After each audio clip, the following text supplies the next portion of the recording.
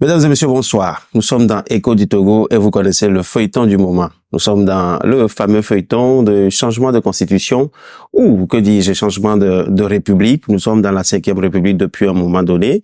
Et dans ce feuilleton, il y a un des partis parlementaires, ou le seul d'ailleurs, qui a su lancer l'alerte très tôt sur ce qui était en train de s'opérer du côté de l'Assemblée nationale, qui se retrouve un peu dans l'œil du cyclone, qui traverse des moments de tempête ces derniers temps. Je parle du nouvel engagement togolais de Djerry Tama, du député Djerry Tama, que nous avons ici au plateau avec lui. Nous allons discuter de la crise que traverse actuellement le nouvel engagement togolais et évidemment les reports des élections présidentielles, sans oublier la manifestation de l'opposition qui est annoncée sur les 11, 12 et 13. Mesdames et messieurs, encore une fois, bonsoir et bienvenue dans l'émission Écho du Togo. Djerry Tama, bonsoir. Bonsoir. Comment vous vous portez? Je pense que ça va. Ça va ou vous pensez que ça va? Non, je pense que ça va. D'accord. Alors, on va rentrer tout de suite dans le vif du sujet. C'est vrai que j'ai annoncé plusieurs interrogations, plusieurs questions, mais je veux d'abord commencer par ce qui s'est passé le jour de la nuit du 25 au 26, sinon cette journée du 25 au 26. Et récemment, le journaliste Ferdinand Ité annonçait qu'il y aurait moins de 50 personnes qui ont voté. Pour moins de 50 personnes, députés qui étaient présents, est-ce que vraiment il y a eu un grand nombre de personnes qui ont voté par procuration comme il a annoncé? Vous étiez vraiment au point? Oui, il y a eu des procurations, mais 50 c'était quand même trop. Non, je pense qu'on était autour de 70, plus ou moins, à être présents. Et il y a eu des procurations, mais bon, maintenant, attention, on va pas non plus polémiquer là-dessus.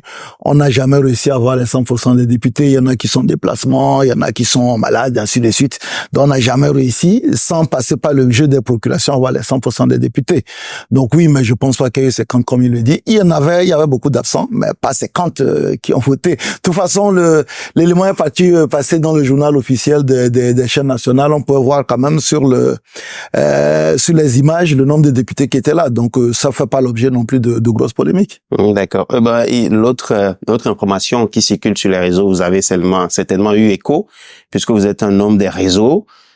Il se susurre qu'il y aurait la planche à billets qui aurait fonctionné, des 40 millions, on ne sait pas, pour pouvoir voter. Vous en avez pris aussi? De toute façon, quand on donne l'argent, si on donnait l'argent, j'en ai pas vraiment d'informations, on ne le donnerait pas à ceux qui sont opposés à la réforme. Il ne vous a pas échappé que nous, ce n'est pas au lendemain du vote qu'on a exprimé notre désaveu ou notre opposition même à cette révision. On l'a fait longtemps avant, par rapport à un certain nombre de publications, et on l'a fait de façon officielle le 25, en disant il y aura vote, et le net, notre parti, pas notre groupe parlementaire, notre parti votera contre cette réforme.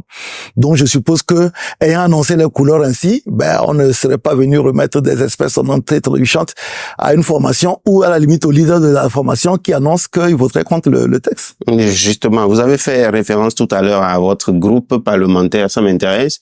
Comment ça s'est fait cette fois-ci que votre groupe parlementaire, il y a quelqu'un qui regarde à gauche, l'autre regarde à droite? Je veux dire, précisément, vous appelez à voter contre la réforme pendant que votre collègue et puis jeune frère qui vous prend d'ailleurs comme mentor, Innocent Kagbara, appelé votre mentoré. Qui me prenait peut-être. D'accord. Donc, mais bon, voilà. Le mentor appelle à voter contre, le mentoré appelle à voter pour. Non, mais vous savez, peut-être la particularité de notre groupe parlementaire, c'est qu'un rassemblement de deux partis. Et après, maintenant, chaque parti a ses ambitions, a sa projection, a peut-être ses prévisions. J'ai découvert que Innocent Kagbara faisait partie des initiateurs du projet ou bien de la proposition de révision. Disons que j'étais pas initialement au courant, mais je l'ai découvert. Il est président d'une formation politique, il assume, il a dit sur plusieurs médias que il assume, il pense que c'est une bonne chose. Donc ça ne remet pas en cause le groupe parlementaire. Puisque même quand on fait une intention de vote, c'est pour ça que les présidents du groupe parlementaire disent « je demande aux députés de ». Mais cette injonction n'est pas impérative. Donc, on peut demander de voter deux et les gens ont voté pour, les gens ont voté contre. Donc, ça ne remet pas en cause le groupe parlementaire, mais nous avons manifestement sur ce sujet-là des points de vue diamétralement opposés. Bon, maintenant, c'est son droit, c'est mon droit. Donc, c'est la fin du grand amour entre vous deux. Non, c'est pas. D'abord, c'est que je rappelle quand même que notre mandat est fini. Notre mandat est fini. On verra sur les élections prochaines quelle va être la trajectoire. Mais bon, le mandat étant fini aujourd'hui, voilà. Mais tant que cette législature-là est là, il y a quand même un groupe parlementaire appelé NET-PDP qui existe. D'accord. Alors, on revient justement encore une fois sur ce qui s'est passé ce jour. C'est vrai que très tôt, vous nous avez annoncé sur votre page que vous et en tout cas votre formation politique allait voter contre. Et donc, les gens s'attendaient peut-être à quelque chose dans le pire des cas, quelque chose de 88 députés pour, et puis 3 contre. Mais ce jour, on a vu qu'il y a une personne qui a voté pour, l'autre contre, et puis il y a eu une abstention. On s'est dit, mais qu'est-ce qui s'est passé avec le net? Je me suis posé la même question que vous. Parce que figurez-vous que, on va dire même quelques minutes avant de comment faire le vote, on s'est tous réunis. On a fait une dernière réunion pour s'assurer que tout le monde était dans la même longueur d'onde. Aujourd'hui, vous savez, je ne veux pas être un mauvais perdant et commencer à essayer de voir est-ce qu'il y a des choses qui sont passées, peut-être même dans la lignée de ce que Ferdinand a été dit. Je n'ai pas envie de rentrer là-dessus. Il y a une chose qui est réelle, c'est que il y a un vote qui s'est fait, il y a eu un dépouillement qui a été fait, et puis au dépouillement, on se rend compte qu'il y a un contre, une abstention et un pour. À la sortie de cette rencontre, j'ai rencontré mes 3 députés et tout le monde, aujourd'hui, je suis obligé de leur faire confiance, me disent non, nous on a respecté les consignes du parti. Maintenant, qu'est-ce qui s'est passé entre le respect des consignes du parti, pas des députés, c'est pas des enfants du collège, et les résultats qui ont été proclamés, honnêtement, je peux rien vous dire. Mais, au même moment, il faut quand même se dire que sur les 89 ou bien 91 qui ont voté, on n'a pas eu 91 pour. Qu'on a quand même eu un contre, une abstention, et éventuellement quelqu'un qui a voté pour. Est-ce que les gens, une fois rentrés dans l'urne, ont fait exprimer leur, on va dire, conscience et ont décidé de changer de vote? J'en sais rien, puisque comme je le dis, à la sortie, la consigne qui a été donnée, tous les députés m'ont dit, nous on a voté contre. Et certains m'ont apporté des preuves matérielles qui prouvent qu'ils ont réellement voté contre. Maintenant, après, c'est l'alchimie, c'est la magie, c'est la précision, j'en sais rien, mais j'ai pas envie d'être un mauvais perdant qui dit ouais mais quelque chose s'est passé derrière. À partir du moment où on n'a pas les preuves que quelque chose s'est éventuellement passé derrière, je fais confiance à mes députés et je ne me l'explique pas, mais je trouve quand même que bon, on va essayer d'avancer. Qu'est-ce qu'on peut y faire de toute façon? D'accord, mais est-ce que ça pourrait vous pousser quelque part à croire que l'élection même en soi pourrait être truquée? Il y a quand même une chose qui se passe aujourd'hui, c'est que il y a un deuxième tour. Puisque le texte est revenu à l'Assemblée. Oui, pour relecture. Pour relecture. Et à l'issue, il y aura une élection. Donc, à la limite, il y a que 2 choses qui peuvent se passer. Soit les députés du net étaient complices et ils vont faire la même chose, on prendra des dispositions, bien entendu. Je ne vais pas en parler ici, mais on prendra des dispositions. Donc, soit c'est que les députés du net étaient des complices, ou des corrompus, des traîtres, comme on le veut, et ça se fera voir. Ou bien alors, il s'est passé quelque chose, et en ce moment-là, on verra à travers les députés du net et peut-être les députés d'autres formations politiques, j'en sais rien. Mais, ce que je retiens, c'est que mes 3 députés, dont certains me présentent des preuves visuelles, ont voté contre.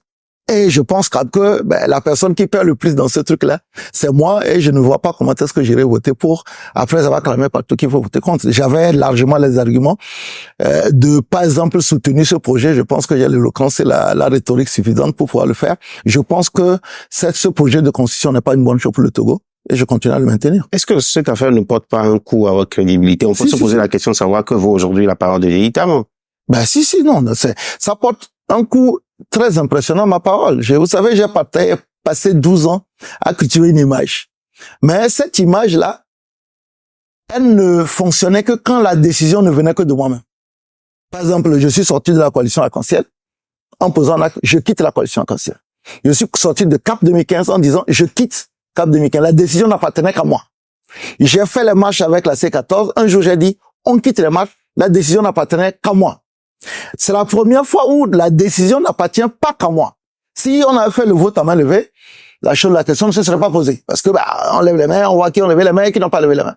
Quand on votait au bulletin secret, et puis, on dit bien dans notre constitution, article 52, que le mandat impératif est nul. Donc, ça veut dire que vous pouvez donner une intention de vote à un député qui décide de pas le faire. La correction aurait été que le député te dise non, je suis pas dans cette chose. Donc, aujourd'hui, on a quand même peut-être une occasion de se racheter pour voir comment est-ce que les députés du net voteront. Sinon, aujourd'hui, j'ai pas envie, comme je l'ai dit en début d'émission, de faire mauvais perdant. Dire, ouais, bon, on nous a triché. Là, je m'enfoncerai encore plus, parce que bon, on a fait un déploiement, mais là, tu dis qu'on nous a triché. Même si, toutes les années, on fait les élections et on parle toujours de fraude. Mais, je ne veux pas rentrer dedans parce que c'est à nous de prendre des dispositions. On les a sans aucun doute pas pris, on n'a qu'à prendre ça qu'à nous-mêmes. À la suite de ces élections, justement, je parle toujours à l'Assemblée nationale, on a commencé à constater des cascades de démission chez vous. Oui, bon, en réalité, ce qui a été plus dur, ce n'est pas tant le vote, mais c'est quand, vous savez, quand vous êtes dans la chambre avec votre frère, et il sort et dit que vous faites pipi au lit, tout le monde le croit. Parce que c'est lui qui dort avec vous. Donc, quand vous avez des militants de votre parti qui sortent et qui font des accusations, parfois des accusations graves parce que un conseiller, quand même, du parti est sorti et a insinué que le vote du oui provenait de moi. Comprenez? Ouais. Donc, quand on porte ces genres d'accusations, là, vous comprenez assez rapidement que c'est très grave parce que tout le monde le croit. Eh ben, il dort avec vous. Il est même votre conseiller. Bon, les gens du conseil spécial, non, conseiller. Il est votre conseiller. S'il tient des accusations, il tient. Et quand dans la foulée, vous avez une vice-présidente qui était, c'est vrai, en relation très conflictuelle avec le parti depuis un certain nombre d'années, et qui décide le jour J, le jour où donc vous êtes dans l'œil du clone, qui dit moi aussi démissionne, bah ouais, là, honnêtement, vous avez des problèmes. Qui a même saisi la Cour constitutionnelle. Donc après, vous comprenez, et c'est ce que nous sommes en train de découvrir aujourd'hui, qu'il y a une vraie machination qui est derrière. Et bon, ben, la machination, nous sommes en politique, il faut pas non plus craindre pour la machination, mais vous pouvez comprendre que il y a des événements qui ne peuvent pas être anodins. Que si quelqu'un, par exemple, voulait démissionner de votre parti depuis des années, cette personne ne peut pas attendre le jour où vous avez un problème pour démissionner si elle avait un certain amour pour le parti. Que quand des gens, les personnes dont je suis en train de parler, prennent leur téléphone et appellent quasiment toutes les fédérations en disant, mais écoutez, vous aussi, il faut que vous démissionnez, qu'il y a un plan derrière de déstabilisation et puis nous sommes en train de prendre les mesures pour faire face à ça. Quand vous parlez de machination, êtes-vous en train d'insinuer ou de dire clairement que vous êtes victime d'un complot? Oui, bien sûr. Bah, écoutez, de qui? Non, ben je sais pas d'où ça vient. Mais vous savez, avant ce vote-là, supposez tout simplement que d'abord on avait eu les 3 noms. Ben vous imaginez en fait ce quel habitant se retrouvait. Donc oui, ben c'est dans l'ordre. Je n'indexe personne, mais quand on regarde comment les choses sont mises en place, deux membres du parti qui démissionnent, qui appellent tous les militants à démissionner et qui continuent à faire une sorte de sape sur les réseaux sociaux, ça ne peut pas être anodin. Il y a une main noire derrière. Je sais pas quelle est la main noire qui est derrière, mais il y a une main noire qui est derrière. On peut dire à la limite c'est de bonne guerre. Nous étions bien partis, nous commencions à avoir une très bonne représentativité dans l'opinion publique. Les sondages, même s'ils sont rarement publics, nous mettaient quand même dans une très bonne position confortable pour les élections qui vont venir. Oui, il y a une manœuvre qui est derrière. Je ne sais pas qui est derrière, je ne saurais accuser, mais les éléments regroupés montrent quand même qu'il y a une manœuvre contre le parti. Concrètement, vous faites quoi aujourd'hui pour redorer l'image du... Dire notre vérité, tout simplement. Dire notre vérité, c'est pour ça que j'ai dit, on a une élection qui arrive. Si cette élection-là arrive, et que on a encore autant de doutes, là, on pourrait dire que c'est vrai. Si on prend les dispositions, je dirais pas lesquelles, bien entendu. Mais si on a un nouveau doute sur le choix des députés du parti, on va dire, écoutez, ces gens-là, ils nous mentent. Aujourd'hui, tout ce qui est en train de se passer, notre position, même vous l'avez dit dans votre introduction, à l'entame des études de ce texte à l'Assemblée nationale, nous avons déjà dit notre position. Et nous sommes restés constants là-dessus. Cette constitution, dans l'étape actuelle, n'est pas ce qui est le plus essentiel pour les Togolais. Nous n'allons pas changer, nous allons continuer à sériner cette musique-là, et on espère que les gens comprendront que, au moins, nous ne sommes pas dans une compromission, mais nous ne sommes pas dans une position politique où on s'adapte en fonction d'eux.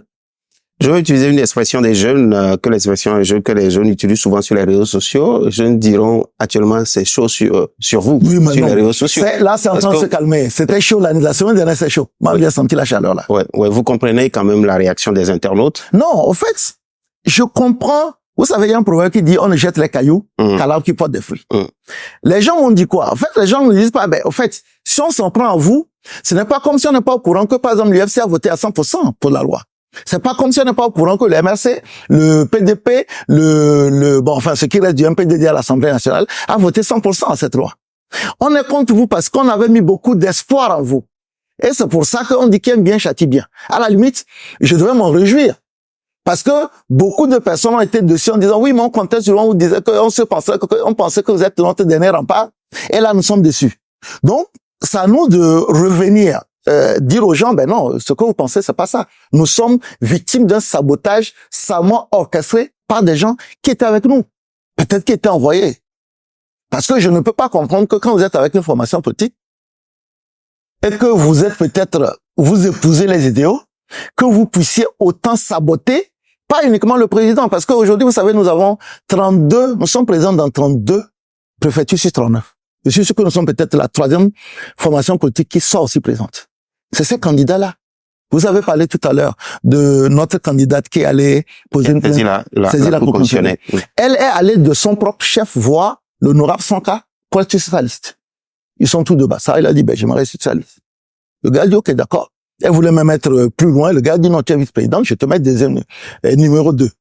Donc, j'étais pas au courant. Donc, quand la personne aujourd'hui se lève pour aller saisir la Cour constitutionnelle, au vu d'invalider la liste, est-ce que vous pensez que il y a de la fraternité? Est-ce qu'il y a de l'amour? Est-ce qu'il n'y a pas de la haine et une envie de nuire? Parce qu'à la limite, tu démissionnes, tu es déjà sur la liste, on a payé ta caution, tu l'as pas payé, on a payé ta caution. Ben, à la limite, tu te dis, bon, c'est pas grave. Mais quand tu vas faire une requête pour invalider la liste, excusez-moi du peu, si c'est pas du sabotage, c'est quoi? Si c'est pas du sabotage, c'est quoi? C'est-à-dire que on a payé la caution, la liste a été validée par la Cour constitutionnelle. Oui. Là, on devait rentrer en campagne ce matin. À 48 heures du début de la campagne, tu vas te dire non, enlevez maintenant. Si c'est pas de la méchanceté, de la sorcellerie, même c'est quoi? Alors, revenons un peu à la fameuse Constitution. Le président de la République a demandé une relecture de la Constitution, ce qui serait en cours en ce moment. Non, c'est pas encore en cours. C'est pas encore en cours? Non, on devait avoir un travail en commission qui a été reporté, donc c'est pas... Il faut partir de la commission des lois, donc non. Donc vous n'avez pas encore commencé à travailler? Non. D'accord. Pendant ce temps, Gilbert Barara assure que relecture ou pas relecture, là, on tend vers quelque part la 5e République.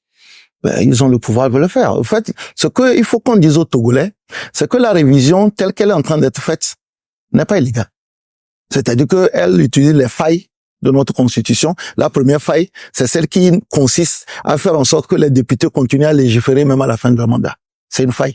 Moi, je pense que si on doit corriger, il faut préciser que à la fin de leur mandat, il faut l'écrire blanc sur noir, qu'à la fin de leur mandat, les députés n'ont pas le droit de légiférer. Et que cette prérogative peut être dérogée à l'exécutif qui peut prendre des décisions par ordonnance pour tout ce qui relève de la loi. Donc, ça, c'est une faille qu'on est en train d'exploiter. L'article 144 dit, on peut faire une révision constitutionnelle avec les 4/5 de l'Assemblée nationale. On ne précise pas que si on veut changer de république, qu'il vaut mieux faire un référendum. Donc ça fait partie des failles. Donc si aujourd'hui ils décident d'aller jusqu'au bout, ils ne seront pas dans l'illégalité. Ils seront dans quelque chose qui est contesté par l'ensemble des Togolais, mais ils seront pas dans l'illégalité. Donc ils peuvent décider d'y aller. Moi, je pense pas que c'est une bonne chose, mais ils peuvent décider d'y aller. Déjà, quand on parle de la relecture est déjà même à la limite, si on devait fanfaronner, on devait dire, la relecture nous donne raison. Parce que nous contestions le contenu et le processus. Le contenu, on le conteste sur énormément d'aliments, mais comme le texte n'est pas encore sorti, nous évitons, je le dis régulièrement, nous évitons de faire sortir le texte alors qu'il n'est pas encore sorti, mais nous contestons le texte sur beaucoup d'éléments internes et nous contestons le processus. Donc le simple fait qu'on renvoie le texte est déjà à la limite une victoire pour nous les contestataires. Mais maintenant, c'est que, est-ce que c'est pas l'occasion en réalité de retirer ce texte, d'aller aux élections et après les élections, s'il y a nécessité de changer de constitution, de consulter les Togolais, comme on l'a fait avec le H-Chrome, ainsi de suite, de consulter les Togolais et avoir l'avis des Togolais sur la nécessité de faire une réforme, écrire une mouture, la faire diffuser le maximum et finir par un référendum. D'accord. Votre souhait, vous l'avez encore martelé sur votre page il y a à peine 24 heures, c'est que le président de la République retire tout simplement. Tout simplement, oui. Je pense que ça va. Est-ce que vous êtes optimiste à ce sujet? Ben, vous savez, j'étais pas optimiste sur la relecture.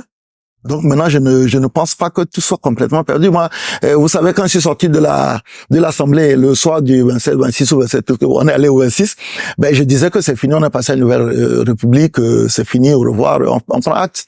J'étais complètement pessimiste, j'étais abattu. Pour moi, avant même que le marteau ne me tombe sur la tête, j'étais abattu parce que, ben honnêtement, aller dans une 5e république dans ces conditions, pour moi, c'est pas les meilleures conditions. On a eu une retour de deuxième lecture. Là, on vient d'avoir un report des élections. On nous dit qu'il faut consulter le plus grand. Donc, voilà. Donc, ça veut dire que, ouais, on peut peut-être, sur la pression des différents acteurs, vous avez que le Conseil des évêques du Togo avait demandé de ne pas promulguer, donc c'est quand même une position courageuse tenue par l'Église catholique. Je pense que si toutes les couches, les corps constitués du pays disent que ce n'est pas une nécessité, oui, on peut revenir à la constitution de 92, modifiée le 15 mai 2019. Et dernière question pour vous, l'opposition appelle à manifester les 11, 12, 13, etc. et tout. Est-ce que vous vous retrouvez dans cette démarche? Est-ce que vous allez la rejoindre? Non, je ne veux pas la rejoindre parce que je pense qu'on peut encore faire beaucoup de choses au niveau de l'Assemblée, mais ça fait partie de tous les moyens de pression qui existent. Je trouve que c'est un moyen de pression. Vous savez, nous, malheureusement ou heureusement, nous n'avons jamais été vraiment les grands adeptes des manifestations. Nous pensons qu'on peut changer les choses autrement. Aujourd'hui, nous sommes à l'Assemblée, nous sommes, comme l'a dit, le seul parti contestataire.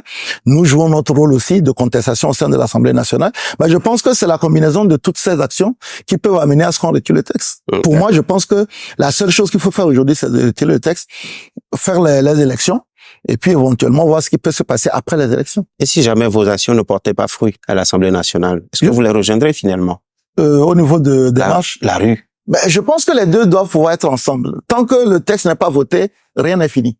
Donc, nous, on doit pouvoir continuer à résister au niveau de l'Assemblée, que les autres fassent les manifestations. Mais je ne pense pas que ce soit forcément le moment, à notre niveau, de dire qu'on rejoint la rue. Mais maintenant, si un jour on se rend compte qu'il n'y a pas d'autre issue que de rejoindre la rue, ben on le fera. J'ai fait la rue avec la coalition arc-en-ciel, j'ai fait la rue avec le Cap 2015. On a respiré le gaz dans ce pays, on a couru de gauche à droite. J'ai fait la rue avec Cap 2014. Je connais, le gaz lacrymogène, je l'ai pas respiré uniquement en formation à l'armée. Je l'ai respiré en tant que manifestant, donc c'est pas quelque chose qui m'étonnerait.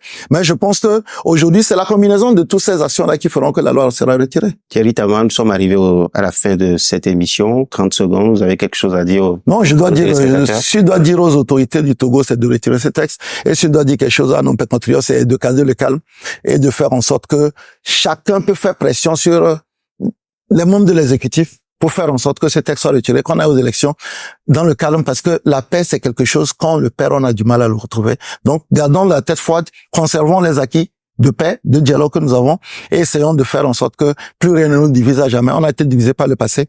Faisons en sorte que ça n'arrive plus. Faisons en sorte que ça n'arrive plus. Il demande à ce qu'on ne soit plus divisé. C'est sur ces mots que je dis merci à Thierry Tama. C'est moi qui vous remercie. Et vous, je vous dis également merci en implorant la bénédiction de celui que d'autres peuvent appeler Allah et que moi j'appelle Dieu tout simplement sur vous, en disant que Dieu bénisse le peuple togolais et qu'il se souvienne de nous particulièrement pendant ces périodes les plus compliquées de l'histoire du Togo. Pour ma part, je vous donne tout simplement rendez-vous dans le prochain numéro d'Écho du Togo. À bientôt.